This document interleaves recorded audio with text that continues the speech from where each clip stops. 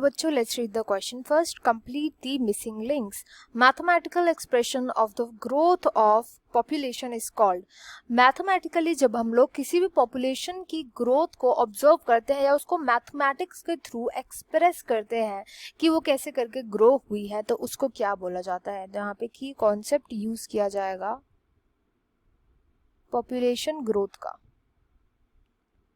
Population की growth को हम ऑब्जर्व तो कर सकते हैं, बट उसका सबसे सिंपलेस्ट तरीका, सबसे इफेक्टिव वे जो होता है वो होता है with the help of graphs. Graphs के थ्रू हर चीज को मॉडल करना बहुत इजी हो जाता है एंड ग्राफ्स के थ्रू ही हम लोग पॉपुलेशन के ग्रोथ मॉडल्स को डेवलप कर पाते हैं. ग्रोथ मॉडल्स को डेवलप कर पाते हैं.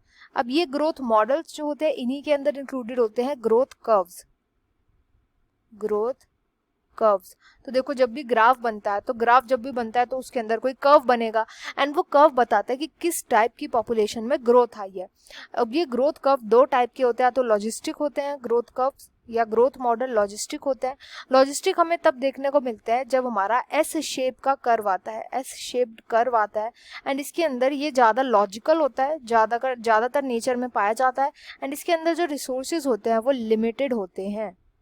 ऑर्गेनिजम्स के लिए रिसोर्सेज लिमिटेड ही प्रेजेंट होते हैं, तो उस टाइम पे most of the time logistic growth curve देखने को मिलता है. Whereas exponential growth curve देखने को मिलता है लेबोरेटरी कंडीशंस में.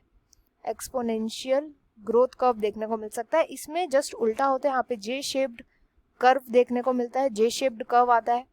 साथ ही साथ यहाँ पे जो रिसोर्सेज प्रोवाइड करवाए जाते हैं वो अनलिमिटेड रिसोर्सेज होते हैं. अनलिमिटेड रिसोर्सेज होते हैं जिस भी स्पीशीज की ग्रोथ हो रही है एंड ये इलॉजिकल होता है, नेचर में ज़्यादा पाया नहीं जाता है. यूजुअली लैब्स में इसको क्रिएट कर जाता है, लैबोरेटरी कंडीशंस में इसको क्रिएट किया जाता है.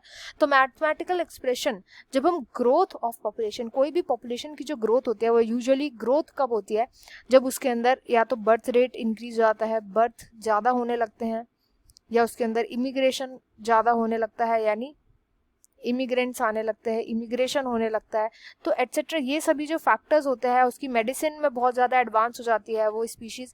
तो ये सभी फैक्टर्स होते हैं जो कि बेसिकली जो ग्रोथ होती है पॉपुलेशन में उसकी हेल्प करते हैं, ग्रोथ में हेल्प करते हैं पॉपुलेशन की. तो जब हम इसकी मैथमेटिकली स्टडी करते हैं तो हम यूजुअली करते हैं with the help of growth models and यही इस क्वेश्चन का राइट आंसर भी होगा. I hope you understood well. Best of luck and thank you.